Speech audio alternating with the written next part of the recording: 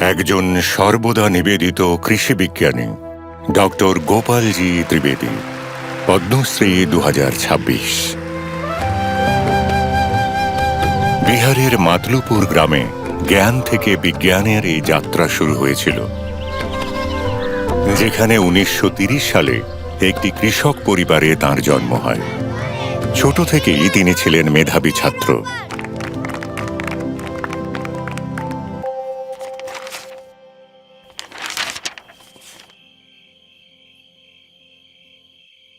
কিন্তু যখন তিনি দশম শ্রেণীতে, তখন বাবাকে হারান। সেই সময় আর্থিক সংকটের কারণে বই ছেড়ে তাঁকে লাঙল ধরতে হয়েছিল।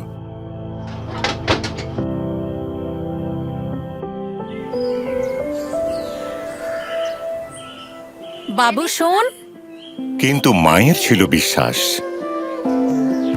বাবা, তুই পড়াশোনা কর, আমি ঘর সামলে নেব। এবং শিক্ষক তাঁর প্রতিভাকে চিনতে পেরেছিলেন। তুমি একজন কৃষক, তোমার শিক্ষাকে কৃষকের কল্যাণের জন্য ব্যবহার করো, ঠিক আছে?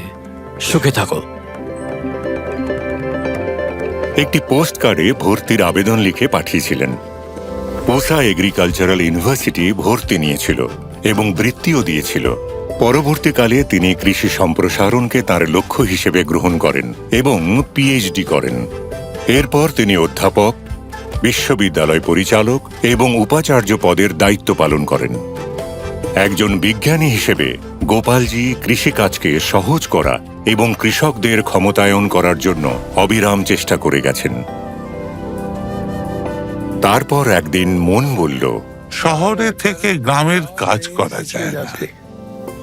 এই কারণেই অবসরের পর তিনি কৃষকদের মাঝে থেকে তাদের সমস্যার সমাধান করতে নিজের গ্রাম মতুলুপুরে ফিরে আসেন। বিশ্বাস আর ফসল কখনো একদিনে ফলে না, সময় লেগেছিল। কিন্তু তিনি নিজেই কৃষক হয়ে কৃষকদের আস্থা অর্জন করেছিলেন, আর তিনি পরিচিত হলেন কৃষক বন্ধু, গ্রাম পুরুষ এবং কর্মযোগী রূপে। ক্যানোপি ম্যানেজমেন্ট শিখিয়ে দিয়ে মুজফ্ফরপুরে লিচু বাগানের উৎপাদন বৃদ্ধি করেছেন।